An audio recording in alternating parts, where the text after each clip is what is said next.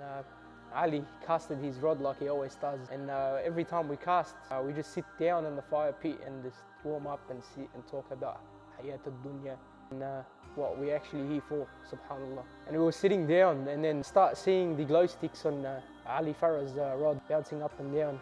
And Ali, your rod, Ali, your rod. Gets up and he runs. MashaAllah, Allushi at that time was really huge, as we call him. And he ran towards the rod. Funny thing is, wallah, he was about 5 feet, I would say, from the fishing rod. All you see is the fishing rod just fly into the ocean, never to be seen on the horizon. And he just looks at us, he's like, what's this huzz, man? Everything, everything, everything. So yeah, when Allushi's fishing rod went flying to the ocean, he just looks at me and he's like, Alhamdulillah ala barakah. Every time he used to say that when things go wrong, mashallah. Sometimes you wouldn't know if Allushi's being sarcastic or not.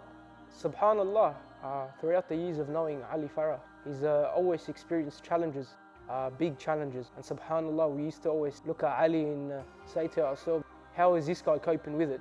Because I knew for sure, if that was me in Ali's shoes, I wouldn't be able to cope like he did. That's why we used to call him Soldier Allushi. Subhanallah.